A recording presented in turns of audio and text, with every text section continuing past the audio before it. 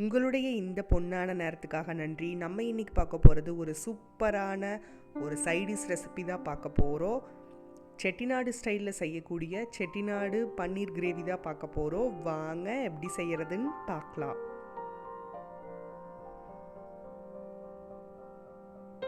First இதுக்கு ஒரு பேனில் 2 ஸ்பூன் மல்லி, 1 ஸ்பூன் சீரகம், 1 ஸ்பூன் சோம்பு, சின்ன துண்டு பட்டை, 2 ஏலக்காய், 3 கிராம்பு, 1/2 ஸ்பூன் மிளகு, 1 காஞ்ச மிளகாய், இது எல்லாத்தையும் ஒன்றாவே உள்ளே சேர்த்துடலாம். மீடியம் ஃப்ளேமில் வச்சு இது நல்ல கலர் சேஞ்ச் ஆக வரைக்கும் நல்லா இதையை வறுத்துக்கலாம்.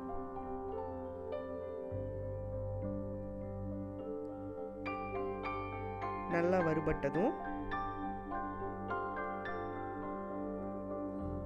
அரை மூடி தேங்காய், சின்ன சைஸ் தேங்காயில் அரை மூடி இந்த மாதிரி பீஸாக கட் பண்ணியும் சேர்த்துக்கலாம், நம்ம துருவியும் சேர்த்துக்கலாம். சேர்த்து லைட்டாக வதக்கிட்டு, ரொம்ப நேரம் வதக்கணும்னு இல்லை, வதக்கிட்டு 4-5 பல் பூண்டு, ஒரு சின்ன துண்டு இஞ்சி உள்ளே சேர்த்துக்கலாம். சேர்த்துட்டு இதை நல்லா ஆற வச்சு கொஞ்சமாக தண்ணி ஊற்றி இந்த மாதிரி நைஸாக அரைச்சி எடுத்துக்கலாம். இப்போ இதை ஓரமாக வச்சுட்டு அடுத்து நான் இன்றைக்கி 200 கிராம் பன்னீர் எடுத்திருக்கேன். இதை வந்து நம்ம நல்லா க்யூபாக கட் பண்ணி எடுத்துக்கலாம். நம்மளுக்கு எந்த சைஸ் வேணுமோ அந்த சைஸில் நம்ம கட் பண்ணி எடுத்துக்கலாம். பாருங்கள், இந்த மாதிரி கட் பண்ணி எடுத்துட்டு ஒரு பேனை சூடு பண்ணிக்கலாம். பேன் சூடானதும் கொஞ்சமாக வெண்ணெய் சேர்த்துக்கலாம்.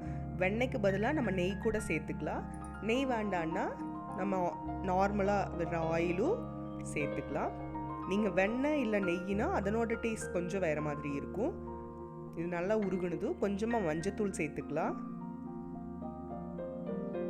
கொஞ்சமாக மிளகாத்தூள் சேர்த்துட்டு இது எல்லாத்தையும் நல்லா கலந்து விட்டுக்கலாம். கலந்துட்டு நம்ம கட் பண்ணி வச்சுருக்கிற பன்னீரை உள்ளே சேர்த்துடலாம்.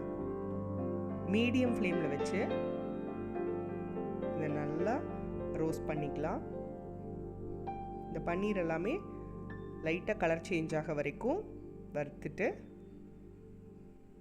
நம்ம இதை ஒரு தட்டுக்கு மாற்றிடலாம். மாற்றிட்டு இதே பேனில் கொஞ்சமாக எண்ணெயை சூடு பண்ணிக்கலாம். எண்ணெய் சூடானதும் ஒரு பிரியாணி இலை சேர்த்துக்கலாம்.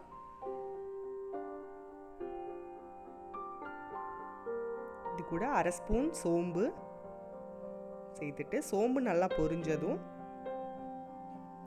ஒரு பெரிய வெங்காயம் பொடியாக கட் பண்ணினது உள்ளே சேர்த்துக்கலாம். வெங்காயம் நல்லா வதங்கினதும் பாருங்கள், இந்த அளவுக்கு வதங்கினதும் ஒரு பெரிய சைஸ் தக்காளி பொடியாக கட் பண்ணினது உள்ளே சேர்த்துக்கலாம். சேர்த்துட்டு ஒரு கொத்து கருவேப்பிலை, இதை நம்ம முன்னாடியே சேர்த்துறனாலும் சேர்த்துக்கலாம், இல்லைனா தக்காளி லைட்டாக வதங்கினதும் உள்ளே சேர்த்துக்கலாம்.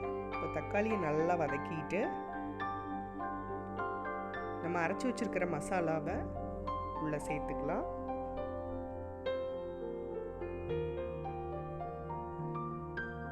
தேவையான அளவு தண்ணி விட்டுக்கலாம். நம்மளுக்கு எந்த அளவுக்கு கிரேவி திக்காக வேணுமோ அந்த அளவுக்கு தண்ணி சேர்த்துக்கலாம். சேர்த்துட்டு காரத்துக்கு தகுந்த மாதிரி மிளகாத்தூள் சேர்த்துக்கலாம். தேவையான அளவு உப்பு சேர்த்துட்டு இது எல்லாத்தையும் நல்லா கலந்து விட்டுக்கலாம்.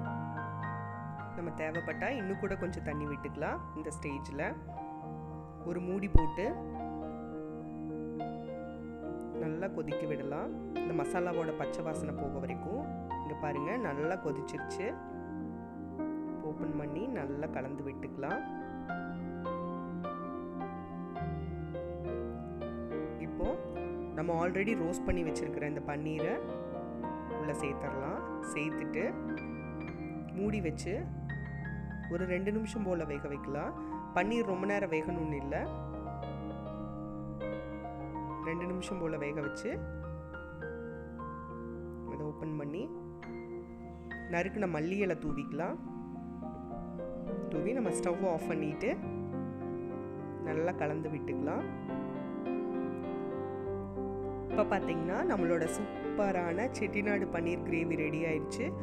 இது சப்பாத்தியோட சாப்பிட்றதுக்கு அவ்வளோ சூப்பராக இருக்கும். நீங்களும் வீட்டில் ட்ரை பண்ணி பாருங்கள். அறுசுவைகளும் சங்கமிக்கட்டும் அனைவரது இல்லங்களிலும்.